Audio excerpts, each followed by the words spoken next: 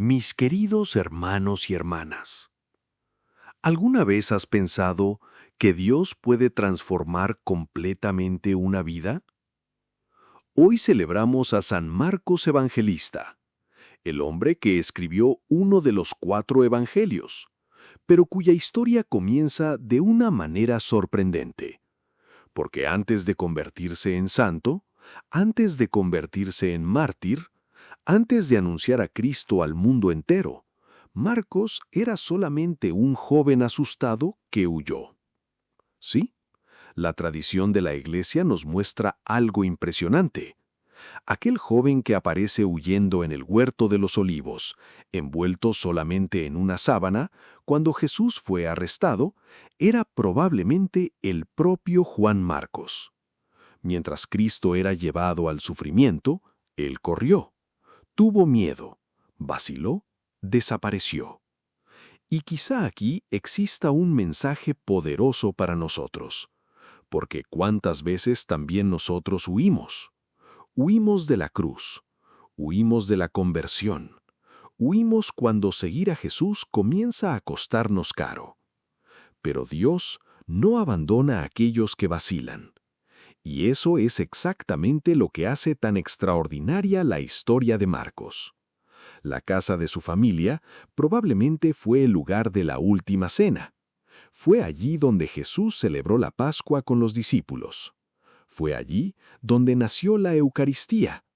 Y después de la resurrección, fue en esa misma casa donde los discípulos permanecieron reunidos hasta el día de Pentecostés. Imagínalo. Marcos vio todo acontecer. Vio el nacimiento de la Iglesia. Vio a los apóstoles llenos del Espíritu Santo.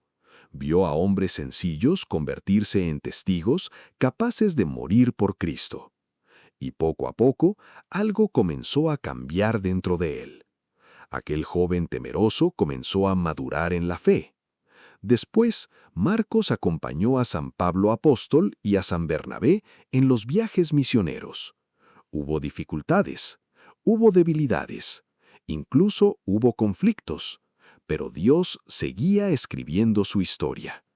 Y entonces ocurre algo extraordinario. Marcos se acerca a San Pedro apóstol. Según la tradición de la Iglesia, se convierte en intérprete del príncipe de los apóstoles. Pedro hablaba en arameo, Marcos traducía al griego. Y así, los recuerdos del viejo pescador de Galilea comienzan a ser registrados. El Evangelio de San Marcos nace exactamente de ahí. Es como si escucháramos al propio Pedro contándolo todo. Los milagros, las miradas de Jesús, las palabras pronunciadas en el monte Tabor, el sufrimiento de Getsemaní y el grito de la cruz. Todo cargado de la memoria viva de un testigo ocular. Y hay algo profundamente grande en esto, porque Marcos no solamente escribió un libro, él entregó al mundo el testimonio vivo de la fe apostólica, una fe que no podía ser alterada, una fe que no podía ser negociada, una fe por la cual valía la pena morir. Y eso fue exactamente lo que ocurrió. La tradición dice que Marcos fue a Alejandría y allí anunció el Evangelio hasta el final. Incluso perseguido, incluso amenazado, permaneció fiel. Aquel joven que un día huyó, ahora ya no huía más. Y finalmente derramó su propia sangre por Cristo. ¡Qué transformación tan impresionante! El muchacho asustado del huerto de los olivos se convirtió en un mártir de la Iglesia. Y quizá hoy Dios quiera hacer lo mismo con nosotros.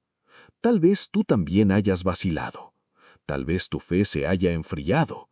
Tal vez hayas huido de Dios en algún momento de tu vida. Pero San Marcos nos muestra, la gracia de Dios puede transformar a los cobardes en santos.